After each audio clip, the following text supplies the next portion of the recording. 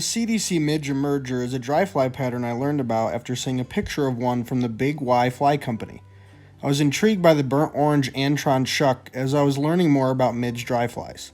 Fish love eating midge dries, especially when they're the main food source available, and I believe the trailing shuck represents vulnerability, which in turn can attract subtle but sometimes very aggressive takes.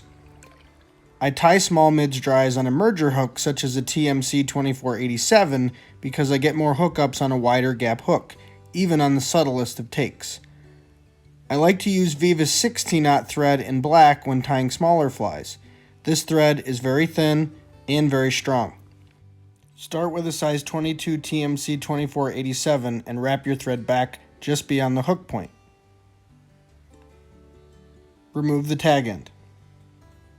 First, tie in the Antron. Cut a 3 to 4 inch piece free and halve it. Transfer that to the top of the hook shank and lock it in with several turns of tying thread.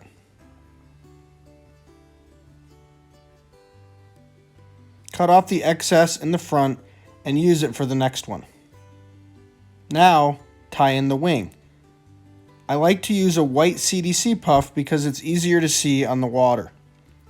Tie the puff in on top of the Antron and cut off the stem.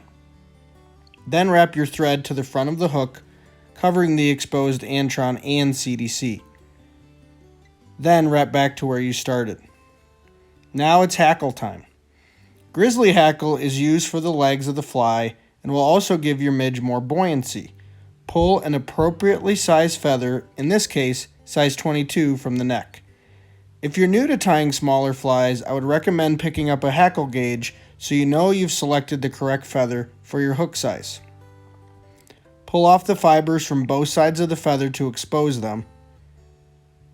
Tie it in on the near side of the hook and take wraps forward to lock it in. 2 or 3 turns of the hackle will be just fine depending on how much room you have left yourself toward the hook eye. Lock in the hackle with 2 turns of tying thread while trying to avoid trapping any fibers. I tend to perform my 4 or 5 turn whip finish at this point and cut my thread off close.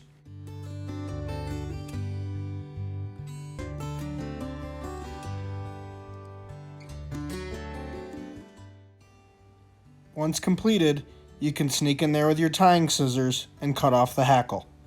Finally, trim the shuck and the wing so they're about a hook gap in length. When midges hatch and their wings dry, they oftentimes will try to make their way to shore. As they skitter across the surface, they attract aggressive strikes from hungry trout, even on the coldest of winter days. If you fish in the winter and there's snow on the shoreline, you can sometimes find large numbers of midge dries walking in the snow. Another great thing about fishing in the winter is the solitude you can encounter. I filmed this footage at 11 Mile Canyon in Colorado. That same day, I caught this healthy fish on a size 22 CDC Midge Emerger. Thanks for watching. Don't forget to subscribe, and also check out mayflymusings.com for flies and merchandise featuring our signature logo. Stay safe and tight lines.